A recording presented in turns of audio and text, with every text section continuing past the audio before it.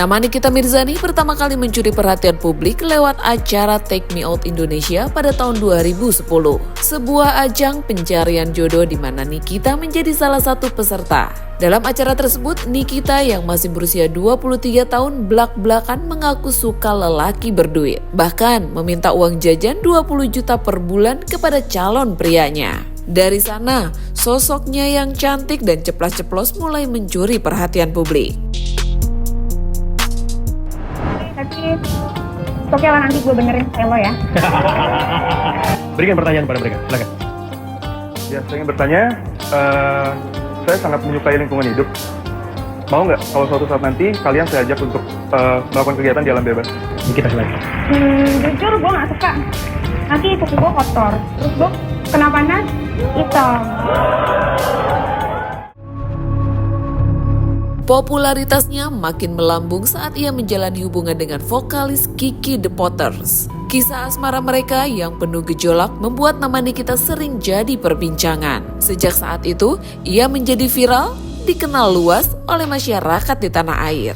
Bukan hanya karena kisah cintanya, tapi juga karena kasus dan kontroversi hubungannya dengan sang musisi. Pada tahun 2010, Nikita Mirzani melaporkan mantan kekasihnya tersebut lantaran ia mengaku menjadi korban kekerasan yang diduga dilakukan oleh Kiki. Hingga kini, berbagai sindiran di antara keduanya di media sosial menjadi buntut dari kasus tersebut. Bahkan, Kiki sempat ditahan atas kasus pencemaran nama baik pada tahun 2021.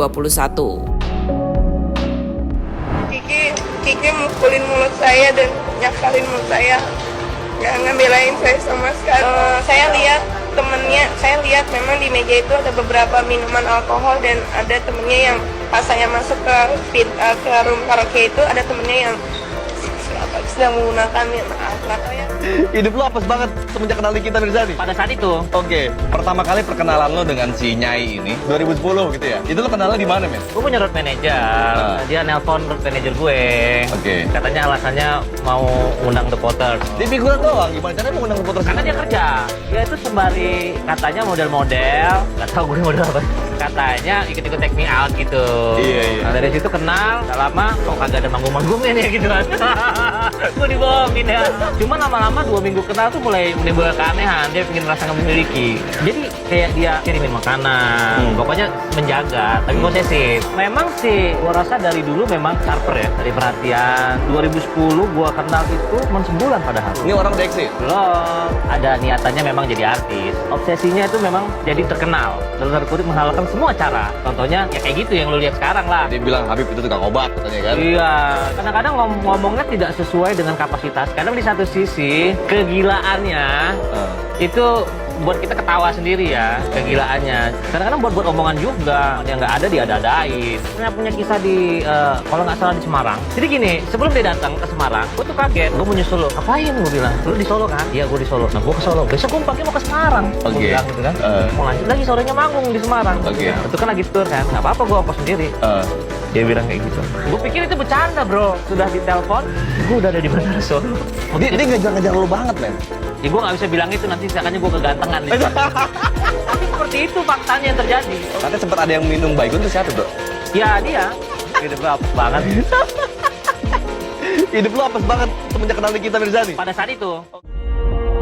Tak hanya itu, Nikita juga sempat terlibat perseteruan panas dengan pedangdut Dewi Persik usai disatukan dalam acara TV yang sama pada tahun 2021. Hingga kini keduanya masih kerap saling sindir satu sama lain. Waduh. Dewi Persik. Gue aja berani sih dari nyebutin. Dewi Persik. Gue cemen. Oke. History ya.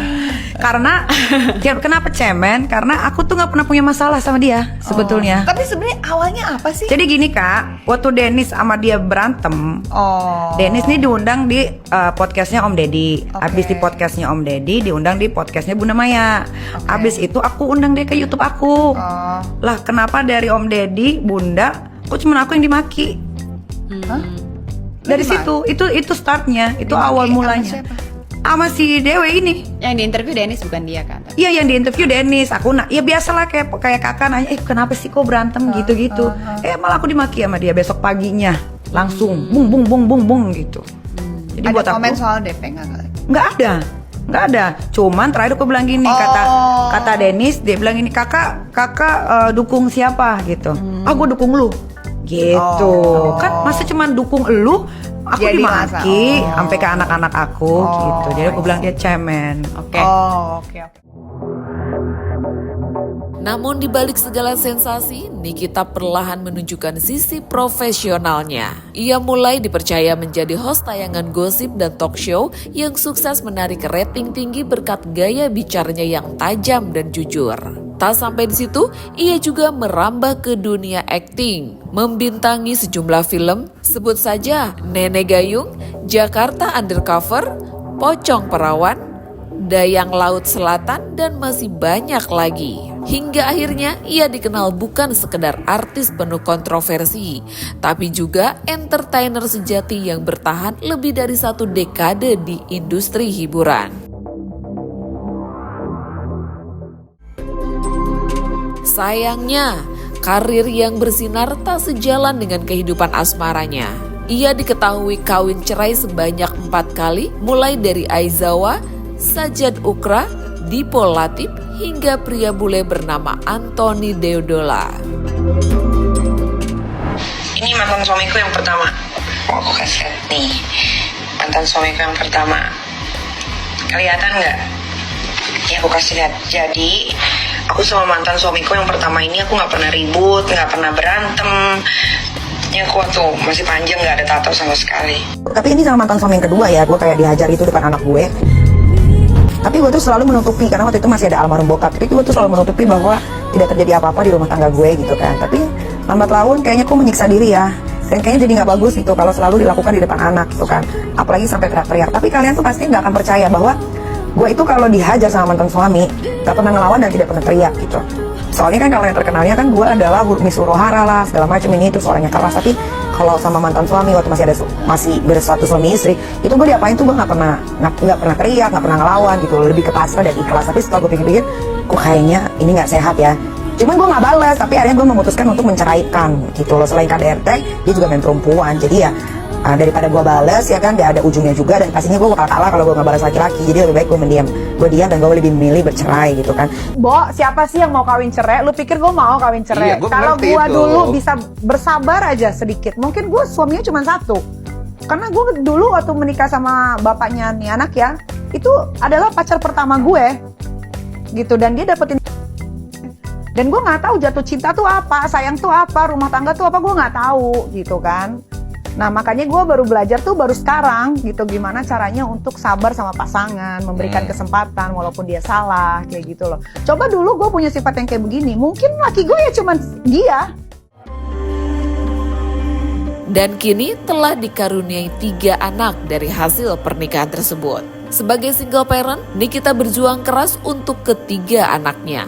Bahkan membangun kerajaan bisnis untuk masa depan ketiga buah hatinya, Laura, Aska, dan Arkana. Ia bahkan dikenal sangat royal dan mendukung pendidikan anak-anaknya dan sempat menyekolahkan Laura ke London meski berakhir drama. Dan kini ia tengah berjuang untuk bebas dari kasus hukum yang tengah menimpanya demi bisa kembali memeluk anak-anaknya.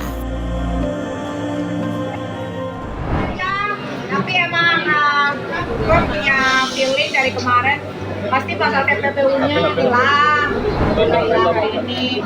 Ya nggak tahu juga ya, Pak Hakim kemarin kan ada diperlihatkan secara gamblang di persidangan, ada saksi ahli, saksi-saksi yang didatengin juga kan jelas duduk permasalahannya apa. Tapi ya sudahlah, itu kewenangan Bapak Hakim yang mulia, biarin aja. Akan banding nggak kan Niki dari putusan 4 tahun? Kecewa, yang enggak juga sih, biasa aja sih. Kalau banding pasti ya.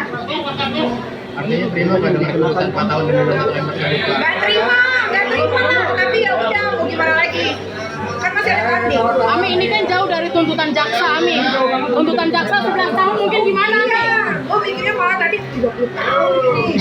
Banyak yang bilang kalau TPPU 20 tahun. Kalau TPPU 20 tahun ternyata nggak terbukti. Iya, TPPU-nya nggak terbukti. Pasal 369 juga sudah hilang, tinggal 1 pasal. Ya nanti kita berjuang di banding aja.